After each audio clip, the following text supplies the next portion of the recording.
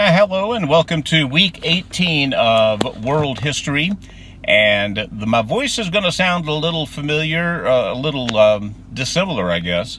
And the whole nature of this is going to be a little bit different. Just bottom line in it here, I have had a busy weekend, and I am driving back from Roanoke to Danville as we speak. And it's an hour and a half, but I still wanted to have something resembling a history video ready for you guys.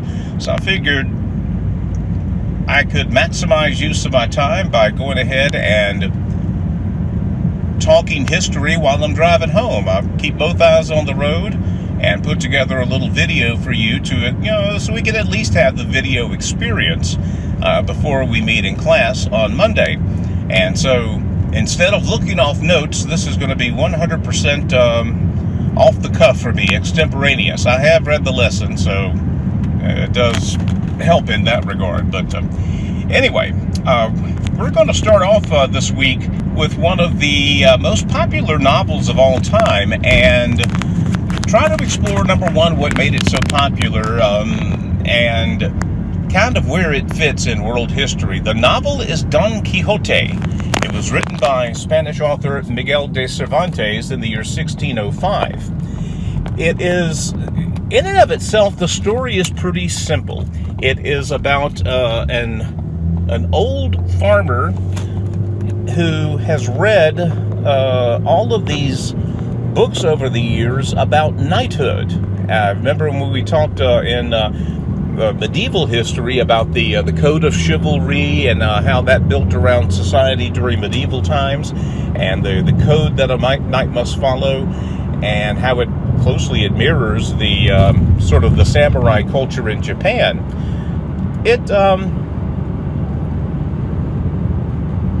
At this point of history, it was sort of falling out of favor in Europe, as Europe moved, obviously, from a medieval to a Renaissance mindset, and is now, as we get early into the 17th century, kind of moving into the Age of Reason. So these old stories were seen even then as kind of dated, kind of overly romantic, and not really something that you would explore in the so-called real world. Well, the main character who takes on the name Don Quixote begins to go a bit senile, actually more than a little bit senile, and he starts acting these stories out in modern times, and he is accompanied by his trusty friend Sancho Panza.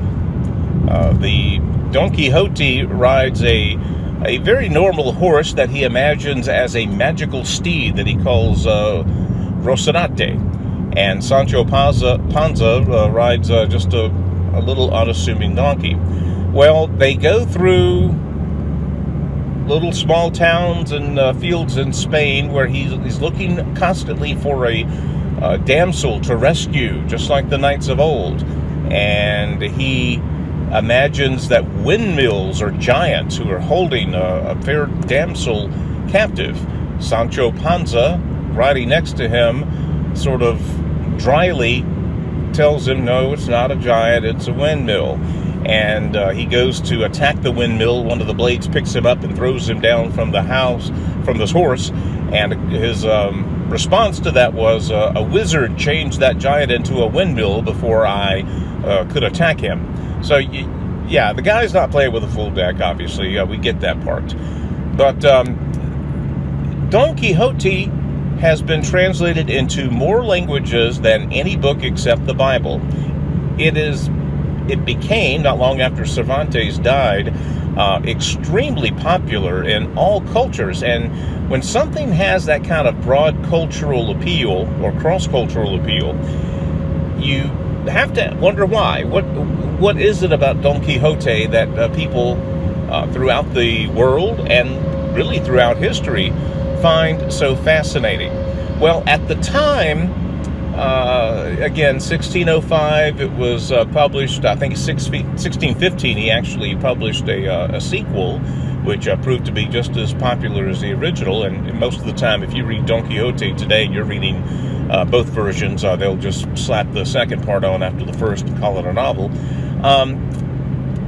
At the time, it was seen as almost a metaphor for not just Spain, but Europe moving from one era to another. Remember, 1588, Spanish Armada was humiliated by the much smaller British Navy, and Spain's aspirations of being the world's superpower and controlling this burgeoning field of New World exploration were pretty much sunk with most of the ships. And so Spain as a nation was beginning to come to grips with a reality that was much different than what many of them, leaders in particular, had envisioned. They envisioned a Spanish Empire going from coast to coast. Well, that happened, but it happened with Britain. So, yeah, Don Quixote romantically looking to the past while dealing with the sometimes inconvenient realities of the present was something that people read into when they read Don Quixote. But also for Europe as a whole, we talked a little bit last week, this is a continent, a civilization, if you want to call them that is making the transition from Renaissance thought to Age of Reason. And it was very much a transitional period, and so in a larger context, Don Quixote was seen as emblematic or representative of Europe as a whole, trying to come to grips with this new reality and this so-called New World Order that was going to make things look a whole lot different over the next couple hundred years. It also happened as people were beginning to grow weary of the violence surrounding the Protestant Reformation and Catholic attempts to stop it. Again, there were violent actors on both sides. But in the middle of all this is Don Quixote, the hopeless hero, the one who saw the world in terms of good versus evil, and all is good or all is evil. He saw there was no gray line. He had no moral conundrums about what he did, and he was seen by some as a delightful anachronism, someone out of time, out of place, but also as sort of an innocent observer of a world gone mad. I like to think of him the character in modern pop culture that could probably be most comparable to Don Quixote is Forrest Gump, if you've ever seen Forrest Gump. Just someone who maintains their innocence while the rest of the world loses its innocence, in a sense. And so in that respect, Don Quixote is a very timeless story, as some of you will come to know in the next few years, if you don't already. This whole transition from childhood to adulthood is a strange and scary thing. And you might not be able to wait for the day when you become an adult. Let me tell you, it's not all fun. But Don Quixote maintains his innocence. He maintains his moral clarity despite a world that tells him his reality is simply not real. It's got its silly moments, of course, and jousting at windmills is a pop culture term now. If you're trying something impossible, a quixotic quest today means a quest that is doomed to failure because its initial justification is somewhat foolish. When Don Quixote was done into a musical, Man of La Mancha, the most famous song from that musical was The Impossible Dream, to dream the impossible dream. And so Don Quixote becomes a romantic character, someone who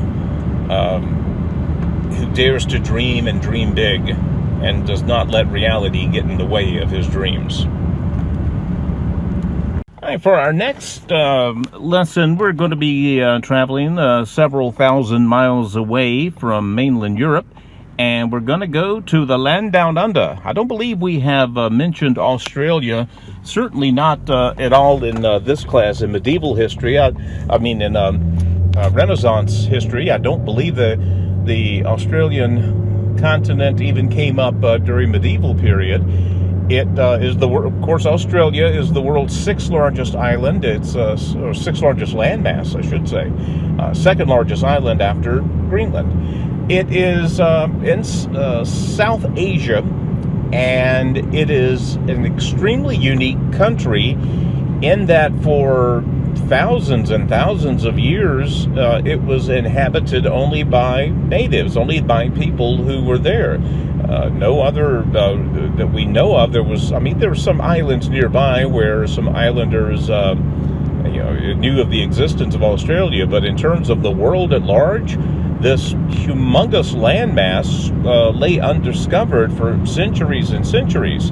It was not really discovered or settled to any degree by Europeans or anyone else for that matter until 1605.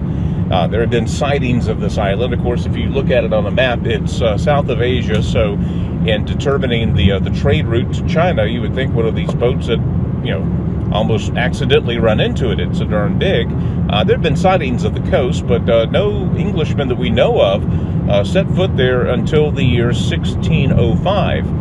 And as a result, not only did the people of Australia originate sort of in a vacuum, that is to say, without any influence from any other culture, but also from an evolutionary standpoint, the wildlife of Australia developed very, very differently than in other places. Later, when, of course, Charles Darwin was studying the origin of species, he went to the Galapagos Islands, a very remote group of islands off the coast of South America.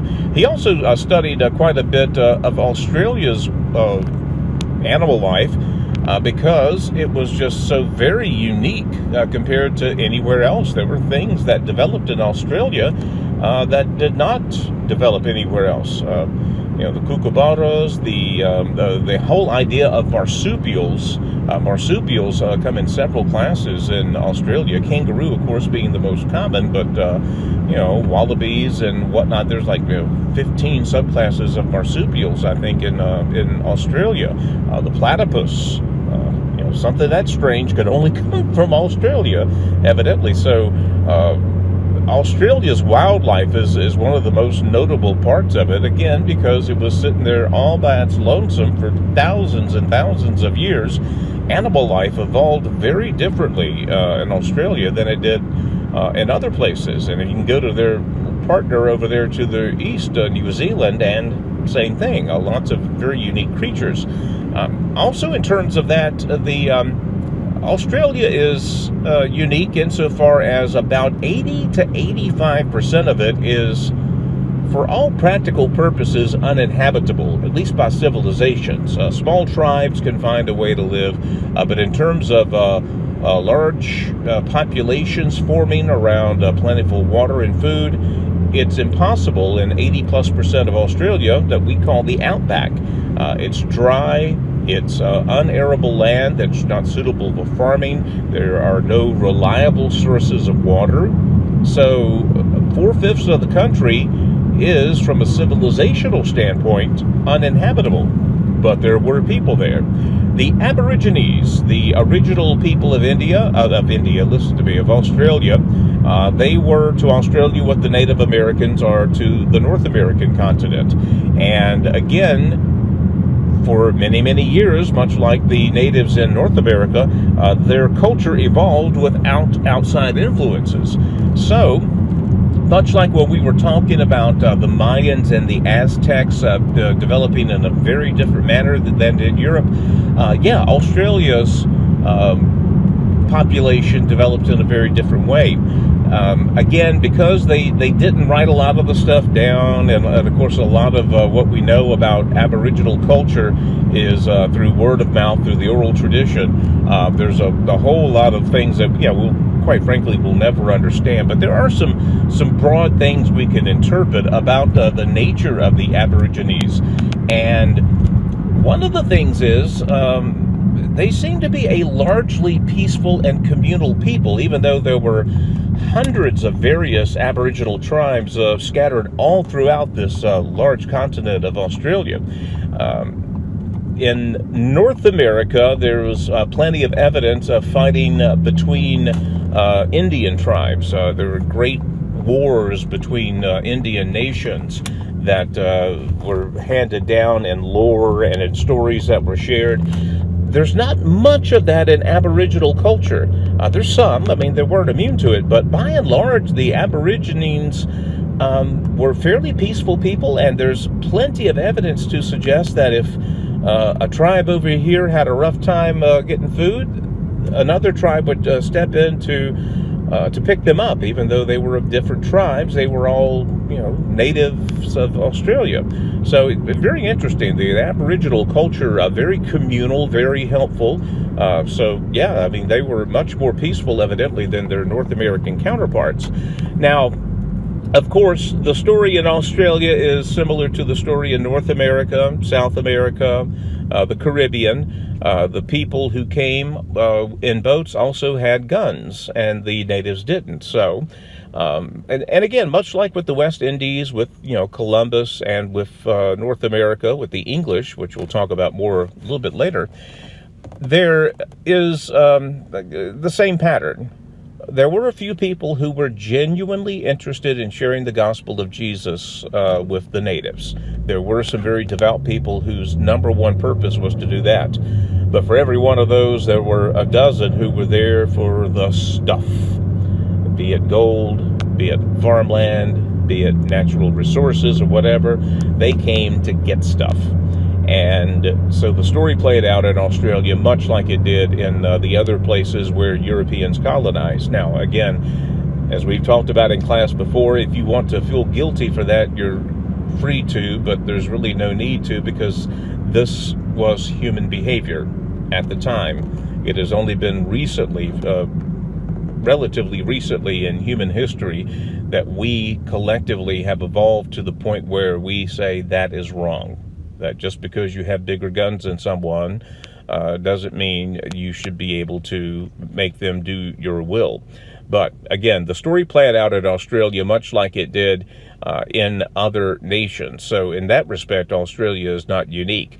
But the Aborigines have an interesting modern influence too, more so than a lot of other indigenous peoples. They were very, very keen on protecting their past and their customs, and Aboriginal culture in Australia today is very much thriving, thank goodness. The Australian government, this might be hard to believe, did not recognize the Aborigines as full-fledged citizens of Australia until 1967.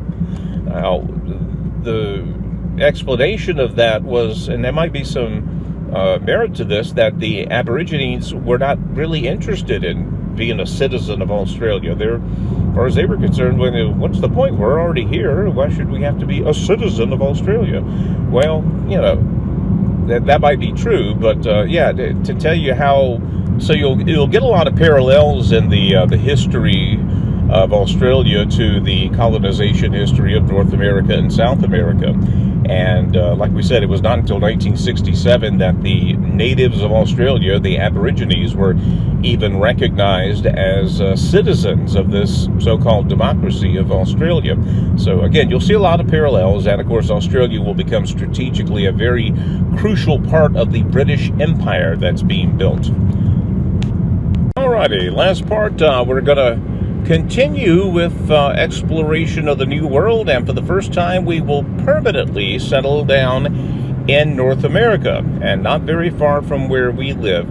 You'll recall last week we talked about the ill-fated Roanoke colony off the coast of North Carolina, and what happened to them. Well, not long after that, another English company called the Royal London Company sponsored 3 ships going to the New World to try to do this again, try to find a permanent settlement on the shores of North America.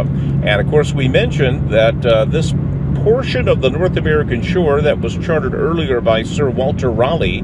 He called it Virginia in honor of the Virgin Queen, Queen Elizabeth. So they were going to set sail to where Sir Walter Raleigh had named the land. Again, remember, for whatever reason, he couldn't land, but he saw the shoreline, named it as such, and now they were going to go back to where Raleigh's coordinates were. And where they were is the modern-day town of Jamestown, Virginia, named Jamestown in honor of course, King James, who was the king at the time. And about 100 people of varying influences were the original Jamestown settlers. On their way there, one of the guys, a fellow by the name of John Smith, who had a reputation as a soldier, kind of a wild hothead, he was arrested by the captain of the boat halfway on the journey to the New World and put in chains for the final couple months of the journey. He was not a popular fellow. Nobody liked him. He was a hothead, evidently a mean drunk. And so he spent the second half of the voyage in literal chains. So when they landed at Jamestown, the charter came with a directive from the king that was to be open when they landed. So they landed, and the king had named several of the members of the troop to be the early governors, the leaders of the settlement, and one of them was John Smith. And even with that, they honored the king, but they still didn't release him from captivity until about a couple of months in, when they quickly realized they were going to need all the manpower that they could get in order to survive. Now, they set up a settlement that kind of resembled a fort in Jamestown, and if you're familiar with that part of Virginia, Jamestown is part of the peninsula that juts out into the Chesapeake Bay, and it's very marshy. Not a lot of great farmland there. You could farm, but it wasn't ideal. Again, it was, for about half the year, it's a little bit more than a glorified swamp. There were Indians nearby. They were the Powhatan tribe, and they had been evidently well established in the region, and they had sort of a love-hate relationship with the settlers. Their chief had a name about 25 letters long, so the English just called him Chief Powhatan. And at times he would be very square with the colonists, and other times he would be very standoffish with them. Bottom line is, he did not trust them entirely. Given the history, which is no way he probably would have known. There was excellent reason, of course, to distrust them. But Powhatan had a very strange relationship with the settlers. He introduced to them corn and tobacco, but he also refused to give them stuff from time to time, would run them off when they hunted too far away from their base. So it was a very unusual relationship. Now, the story goes that Chief Powhatan had a daughter named Pocahontas, who was smitten with the settlers, and with John Smith in particular. Our boy John Smith, about 6 or 7 months in, had kind of muscled his way into more or less the governor of the settlement. Even though he was not very popular, he was very capable and was a very strong leader. And so eventually he becomes the leader of this colony. Now, the story as told by John Smith goes like this. Because it's told by John Smith, you can take it with a gigantic grain of salt. He's captured by the Powhatan Indians. He's brought to their main village up the peninsula. He's tied to a stump. The chief, Powhatan, raises his axe to cut off his head, and Pocahontas jumps into her father's arms and begs for John Smith's life.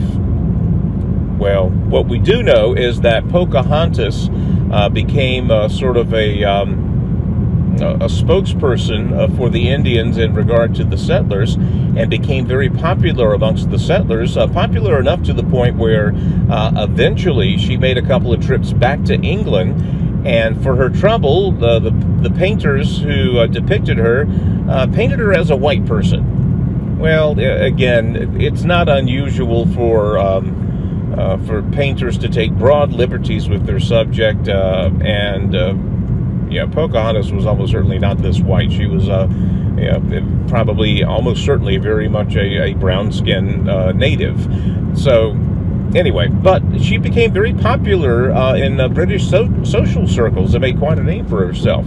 But again, the Pocahontas you remember is probably from the Disney movie, which, like any movie, is going to take very, very broad liberties with history. In terms of the Jamestown settlement, it quickly became apparent that they did not have enough supplies to make this thing go well.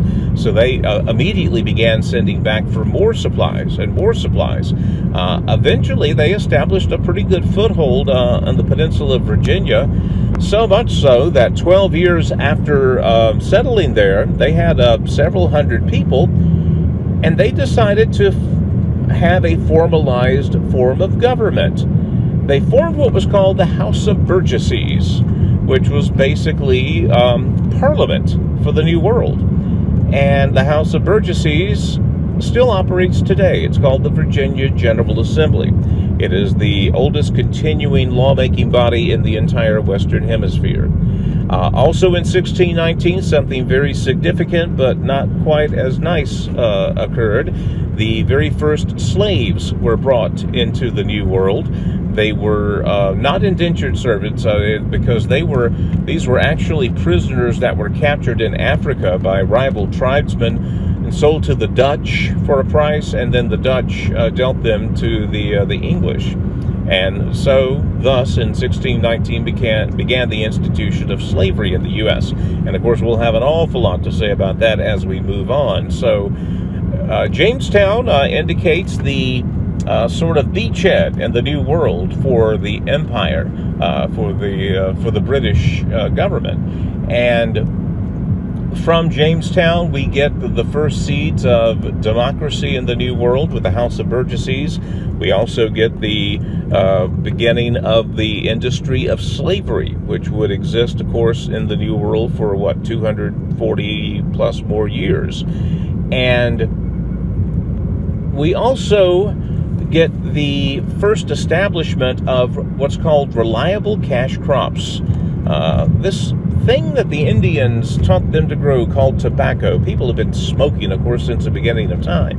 But this particular plant was very highly prized by the Europeans. When it was introduced in England, it made quite a splash. Sir Walter Raleigh was one of the tobacco's greatest admirers, and almost overnight an insatiable appetite was built up in not just England but the rest of Europe for this sweet tasting plant that tasted very good when you smoked it.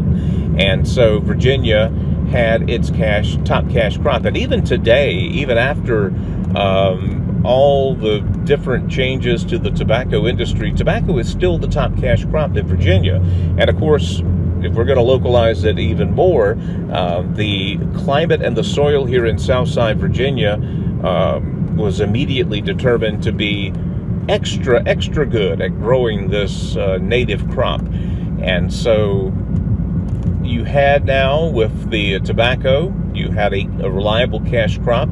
Also, because you had more land here, more corn could be grown and shipped back to England. So the Jamestown colony, of course, first permanent English settlement in North America. And it's for all the good and bad that implied. Again, we try not to make moral judgments in history. We try to judge it as soberly as possible. But if you trace back the origins of the United States as a country, it's 1607 in Jamestown, and of course that's where it all began in terms of a foothold. Anyway, that's all I got to do. I appreciate you being patient enough to endure the unorthodox presentation of this week's video. We will see you on Monday.